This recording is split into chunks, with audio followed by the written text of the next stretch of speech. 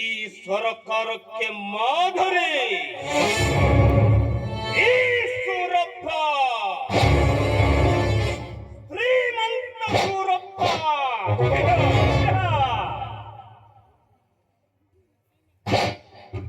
ಈ ಸೂರಪ್ಪನ ಎದುರು ಹಾಕೊಂಡು ಬದುಕುವುದರು, ಅದು ಉಳಿದ ಇತಿಹಾಸನೇ ಇಲ್ಲ.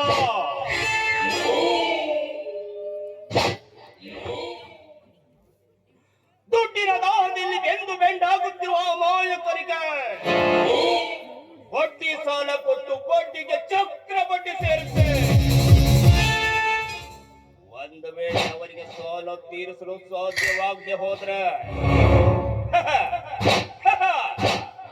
ಇವರ ಸಂಪೂರ್ಣ ಆಸ್ತಿಯನ್ನ ನನ್ನ ವಶ ಮಾಡಿಕೊಳ್ಳುವುದೇ ನನ್ನ ಕಾಯಕ.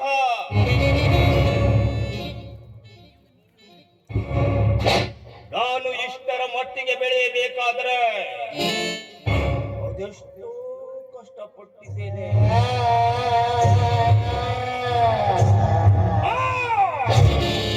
ಅದೆಷ್ಟೋ ಜನರ ರಕ್ತ ಹರಿಸಿದ್ದೇನೆ. ಮರೆಯಲ್ಲಿ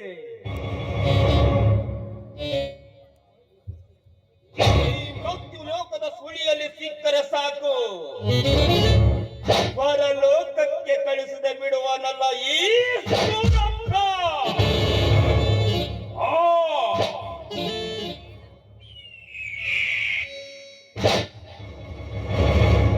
ನನ್ನ ಮಗ ರುದ್ರೇಶ, ನನ್ನ ಸುಪುತ್ರ, ಅವನಿಗೂ ಸಹಿತ ನನ್ನ ದಾರಿಯಲ್ಲಿ ನಡೆಸಿ ಮುಂದಿನ ಉತ್ತರಾಧಿಕಾರಿಯನ್ನಾಗಿ ಮಾಡಿ ಹೆಂಗಳೆಯರ ಜೊತೆ ವಿಲಾಸದ ಜೀವನ ನಡೆಸುತ್ತಾ ಈ ವೃತ್ತಿಯಿಂದ ನಾನು ನಿವೃತ್ತಿ ಹೊಂದಬೇಕೆಂದಿದ್ದೇನೆ.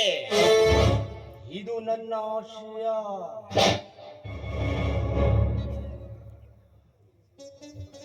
ಈ ಸೂರಪ್ಪನ ಕಪಟ ಕಾರಸ್ಥಾನಕ್ಕೆ ಅದೆಷ್ಟೋ ಜನ ಬಲಿಯಾಗಿದ್ದಾರೆ. ಈ ನನ್ನ ಸವಿನಯ ಮಂತ್ರ ಸತ್ಯ, ನ್ಯಾಯ, ನೀತಿ, ಧರ್ಮ ಅಂದ್ಕೊಂಡ್ರ?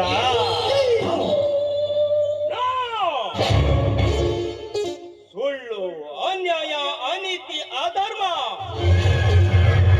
ಇದು ನನ್ನ ಸತ್ಯ, ನ್ಯಾಯ, ನೀತಿ, ಧರ್ಮ ಬಿಟ್ಟು ಇದು ನನ್ನ ಮಂತ್ರ, ತಂತ್ರ.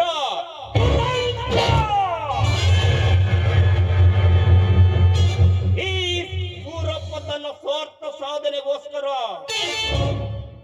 ನನ್ನ ದಾರಿಗೆ ಅಡ್ಡಿ ಬರುವರು ಎಂತವರೇ ಆಗಿದ್ರು ಸರಿ, ಅವರನ್ನ ಅಡ್ಡಡ್ಡ ಕತ್ತರಿಸಿ ನಾನು ಸ್ವಾರ್ಥದ ನಾಯಿ ನರಿಗಳಿಗೆ ಹಾಕಬೇಕಾಗುತ್ತದೆ. ಎಚ್ಚರದಿಂದಿರಬೇಕು. ನನ್ನ ಸಾಧನೆಗೋಸ್ಕರ ನಾನು ಯಾವ ಕಾರ್ಯಕ್ಕೂ ಸಿದ್ಧ